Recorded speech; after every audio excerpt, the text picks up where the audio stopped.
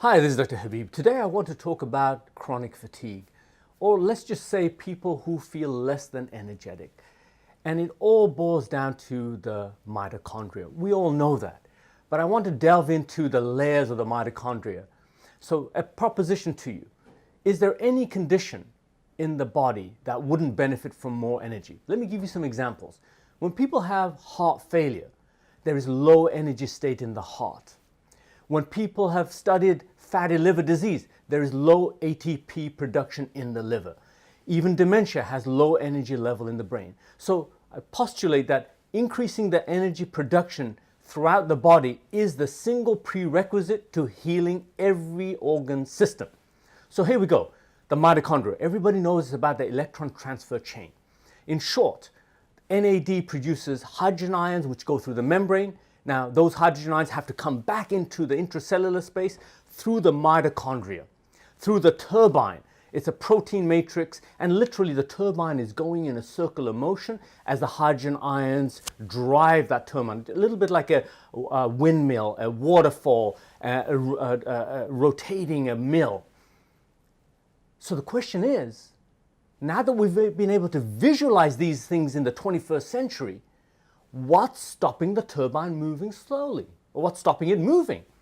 It's a little analogous to, say, an engine. If you put the wrong oil in, or the oil hasn't been changed for a while, the combustion pistons don't work so well. In the same way, the mechanical workings within this turbine, which is made up of proteins, is not working because of oxidation and inflammation. They're almost synonymous. They intertwine with each other. The cause and effect are very similar. The bottom line is, what is the end result? The end result is basically damage to the membranes, damage to the structures, and it's done through electron transfers. When an electron is taken away, that's oxidation. And then in order to stabilize that cell, it grabs and steals electrons from its neighbor. In itself, it's stable, but now the neighbor is unstable. And this cascade keeps going and going and going. And that is the cause of destruction to things like cell membranes and turbines and limiting the energy production. So whether you have high blood pressure, cholesterol, diabetes, dementia, arthritis, the underlying damage is through oxidation inflammation. And it leads to a less than functional cell, which means a fatigued cell. So one of the causes of chronic fatigue is trying to understand how that electron transfer through that mitochondrial turbine is affected. And by identifying multiple organ systems that contribute, you get closer to fixing the problem of chronic fatigue. Now that we understand that inflammation and oxidation is the root of all cellular damage, possibly leading to chronic fatigue, we need to understand where's it coming from. I'll give you examples of oxidation. Examples are like sunbathing too much leads to wrinkles. If you leave an exposed iron with air and oxygen, you get rust, that's oxidation. The other forms of oxidation take place when you have bad diets, when you don't sleep enough. Now, oxidation then affects cell damage in a way to allow the body to release inflammatory mediators.